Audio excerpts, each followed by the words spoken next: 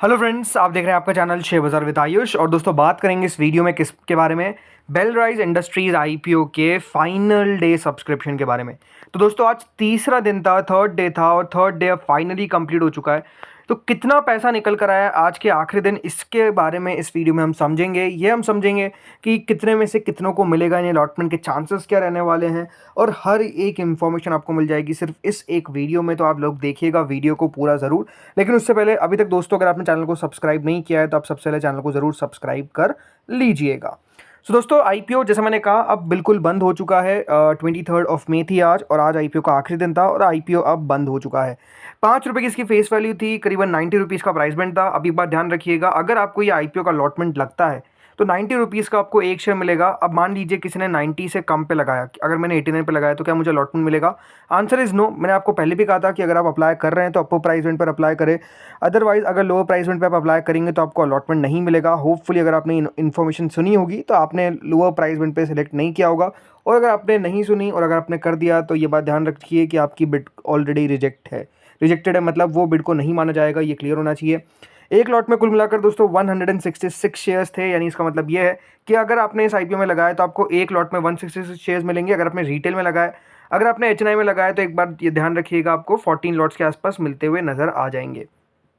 कुल मिलाकर ये 2150 करोड़ का आईपीओ था। ये सब इन्फॉर्मेशन आपको पता ही है। तो चलिए अब सीधे बात करते हैं सब्सक्रिप्शन पे। सबसे पहले दोस्तों आपको 2 दिनों का सब्सक्रिप्शन दिखाता हूँ। कुल मिलाकर अगर आप देखेंगे, जो क्यूआईबी कैटेगरी थी वो 73% सब्सक्राइब हुई थी। एचएनआई कैटेगरी 9.5 टाइम सब्सक्राइब हुई थी। देन इसके बाद जो रिटेल पोर्शन था वो 2 दिनों में 1.64 टाइम सब्सक्राइब हुआ था। कुल मिलाकर कंपनी को 2 दिनों के अंदर 3.06 टाइम सब्सक्रिप्शन जो था वो रिसीव हुआ था। अब देखिए, 3 टाइम्स अगर आईपीओ को रिसीव हो रहा है तो आप कह सकते हो ऑन द फेस वैल्यू तो काफ़ी कम लगता है। बट ये बात ध्यान रखिएगा, आईपीओ का साइज था 2150 करोड़ का। हाँ, एग्जैक्ट नहीं इतना होता है बिकॉज इसमें एंकर का भी पार्ट होता है, लेकिन उसके बावजूद भी दोस्तों इशू अच्छा खासा था। तो 3 गुना सब्सक्राइब अगर 2 दिन में भी हो रहा था तो अपने आप में बढ़िया है। बिकॉज एक बात ध्यान रखिएगा, मेजरली पैसा हमको पता है कि आखिरी दिन आता है, क्यूआई भी आखिरी दिन लगाते हैं, एचएनआई आखिरी दिन लगाते हैं। तो आखिरी दिन का डेटा जो होता है वो मेजरली इंपॉर्टेंट होता है। तो अब कैसा है आखिरी दिन का डेटा, चलिए फाइनली इसको देखते हैं। तो आते हैं सीधा क्यूआईबीस पे। याद रखिएगा, ओनली 0.73 टाइम्स यानी 73% सब्सक्राइब किया गया था, 0.73 टाइम्स। एंड जो यहाँ पर सब्सक्रिप्शन आया है वो है दोस्तों कितना, 112 गुना। जी हाँ, पहले 2 दिनों में 1 गुना भी सब्सक्राइब नहीं किया था, लेकिन आखिरी दिन 112 गुना यानी मोर देन 100 टाइम सब्सक्राइब कर दिया। और जो हमने दोस्तों 2:30 पे वीडियो बनाया था उसमें मैंने कहा था कि 50 गुना अगर सब्सक्रिप्शन आ जाता है तो इसको भी बहुत बड़ा मान जाएगा, लेकिन ये उससे जस्ट डबल है। राइट, डबल से भी ज़्यादा है, बल्कि ये कहूँगा। ये बात ध्यान रखिएगा, 4 करोड़ 77 लाख शेयर्स ऑफर किए गए थे। बट कुल मिलाकर कितने शेयर्स के लिए एप्लीकेशन आई है? 538 करोड़ शेयर्स के लिए। इसका मतलब ये है कि जो क्यूआईबीज है उनके द्वारा 48,432 करोड़ रुपीस जो है वो इस इशू में लगाए गए। और जैसे मैंने आपको कल भी कहा था कि हम ये बात करेंगे कि क्यूआईबीज में कौन कौन सी कैटेगरीज है जो आई है। मतलब क्या म्यूचुअल फंड्स ने लगाया है, यानी क्या हमारे डोमेस्टिक इन्वेस्टर्स ने लगाया है, फॉरेन इन्वेस्टर्स ने कितना लगाया है, तो वो डेटा भी आप देख लीजिए, आपकी स्क्रीन पे है। सो ये देखिए क्यूआईबी का डेटा है आपके सामने। जिस तरीके से क्यूआईबीज ने अपने आप में देखिए शेयर्स में, मतलब इस आईपीओ में पैसा लगाया है, ये नो डाउट अपने आप में काफ़ी कमाल है। अब इसके अंदर देखिए बहुत सारी कैटेगरीज है। एक है दोस्तों एफआईआई की कैटेगरी, एक है डीआईआई की कैटेगरी। अब ये बात ध्यान रखिएगा, डीआईआईज में कौन कौन है? बैंक्स है, फाइनेंशियल इंस्टीट्यूशंस है, इंश्योरेंस कंपनीज है। इसके अलावा म्यूचुअल फंड की अलग कैटेगरी होती है और अदर्स की अलग कैटेगरी होती है। तो यहाँ पर जो विदेशी निवेशक है, विदेशी संस्थागत निवेशक जिसको हम बोलते हैं, एफआईआईज के द्वारा दोस्तों 152 करोड़ शेयर्स के लिए एप्लीकेशन आई। जो बैंक्स है, right, banks, insurance companies, financial institutions, उनके द्वारा 268 करोड़ शेयर्स के लिए एप्लीकेशन आई। म्यूचुअल फंड्स ने करीबन 18 करोड़ 71 लाख शेयर्स के लिए एप्लीकेशन डाली है। और वहीं जो अदर्स कैटेगरी है, जो अल्ट्रा एचएनआईज होते हैं, उनके द्वारा दोस्तों लगाया गया है करीबन 107 करोड़ शेयर्स के लिए। यानी आप यहाँ पे कह सकते हैं कि जो डीआईआईज थे या फिर जो बैंक्स थे वो फर्स्ट नंबर पे हमको रहते हुए देखने को मिले। सेकंड नंबर पे दोस्तों हमको आता हुआ नजर आया है एफआईआई, तीसरे नंबर पे है अदर्स कैटेगरी, और चौथे नंबर पे है म्यूचुअल फंड्स। यानी म्यूचुअल फंड्स ने सबसे कम पैसा लगाया और सबसे ज़्यादा पैसा बैंक्स इन सबका आता हुआ देखने को मिला है। और बैंक्स आप लोग जानते ही है, फ्लिप फ्लिपर्स होते हैं, जो लोग नहीं जानते इसका मतलब क्या है कि देखिए बैंक्स बहुत सारे पैसा जो जब आप कह सकते हैं आईपीओ आते हैं, अच्छे आईपीओ उनको लगता है कि हाँ पैसा बन सकता है शॉर्ट टर्म में, तो वो पैसा लगा देते हैं और उसको लिस्टिंग के दिन पे ही मेजरली बेच दिया जाता है। तो इसलिए बैंक्स को फ्लिपर्स कहा जाता है कि देखिए शेयर्स को फ्लिप कर देते हैं और अलॉटमेंट आने के बाद पैसा जो बनता है वो अपने आप में देखिए काफ़ी अच्छी अदर इनकम बैंक्स की हो जाती है। तो वही काम बैंक्स लगातार कर रहे हैं। अब इंश्योरेंस कंपनीज़ भी ऐसी करती है एंड फाइनेंशियल इंस्टीट्यूशंस भी ऐसा ही करते हैं। हाँ, कुछ होते हैं जो लंबी अवधि के लिए पैसा लगाते हैं, बट ऑलमोस्ट जो होते हैं वो दोस्तों लिस्टिंग गेन लेकर निकल जाते हैं। विदेशी निवेशक थोड़ा सा देखिए समय रुकते हैं, म्यूचुअल फंड्स रुकते हैं, ये आप कह सकते हैं इस तरीके से पैसा आता है। अब आती है दोस्तों इसके बाद अगली कैटेगरी है नॉन इंस्टीट्यूशनल बायर्स की। तो देखिए 40 गुना नॉन इंस्टीट्यूशनल बायर्स या फिर एचएनआईज के द्वारा इस आईपीओ में पैसा लगाया गया। 3 करोड़ 58 लाख शेयर्स के लिए ऑफर किया गया था, बट 145 करोड़ शेयर्स के लिए एप्लीकेशन लगाई गई, which is close to 13,000 crore. अब इसमें जो बिग एचएनआई कैटेगरी है वो सब्सक्राइब हुई है दोस्तों ऑलमोस्ट 48 टाइम्स। अब 48 टाइम दोस्तों बिग एचएनआई पोर्शन सब्सक्राइब हुआ है। इसका मतलब ये है कि 2 करोड़ 38 लाख शेयर्स के सामने 114 करोड़ शेयर्स के लिए एप्लीकेशन आती है और बिग एचएनआई ने लगाया है क्लोज टू 10,319 करोड़।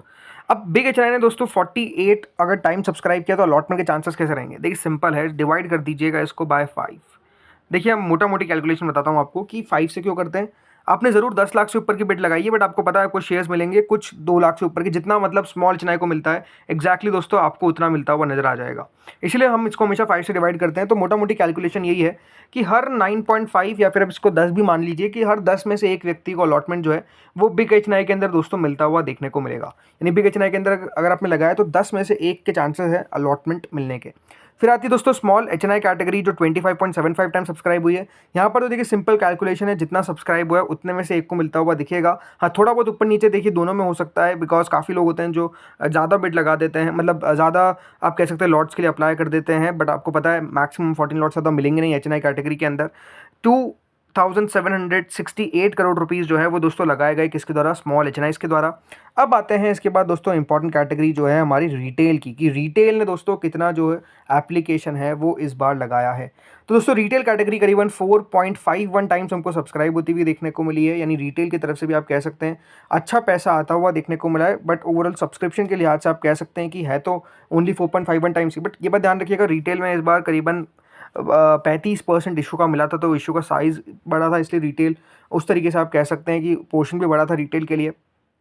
अब करीबन 8 करोड़ 36 लाख शेयर्स ऑफर किए गए थे, बट 37 करोड़ 69 लाख शेयर्स के लिए हमको ओवरऑल एप्लीकेशन जो है वो दोस्तों आती हुई दिखी है।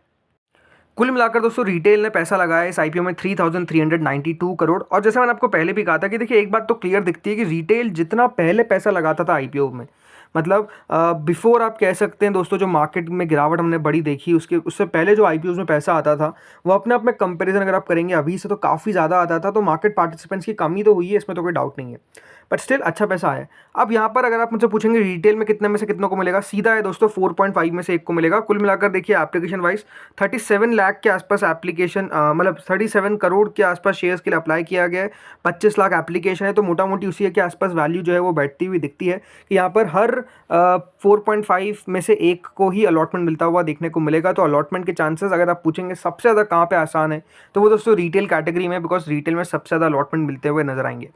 टोटल मिलाकर दोस्तों 43 टाइम्स ये आईपीओ सब्सक्राइब होता हुआ दिखा, नहीं कंपनी को 64,913 करोड़ रुपीस मिलते हुए नजर आए। काफ़ी समय बाद किसी कंपनी को इतना मैसिव पैसा जो है वो मिलता हुआ देखने को मिला है, तो I think congratulation to the company, because I think एक बाजार में अपने आप में देखिए आईपीओ लेकर आना अभी जो चल रहा है, बिकॉज वॉलेटाइल तो अभी भी देखिए मार्केट्स, ऐसा नहीं कि बाजार वॉलेटाइल नहीं है, ऐसा नहीं कि ट्रेड टेंशन्स नहीं है, बट स्टिल कंपनीज दोस्तों अगर आ रही है थोड़ा सा करेज दिखा रही है तो उनको भी देखिए सैल्यूट है। एंड ओवरऑल कंपनी को रिस्पॉन्स अच्छा मिल रहा है, वो भी अपने आप में एक बड़ी बात है।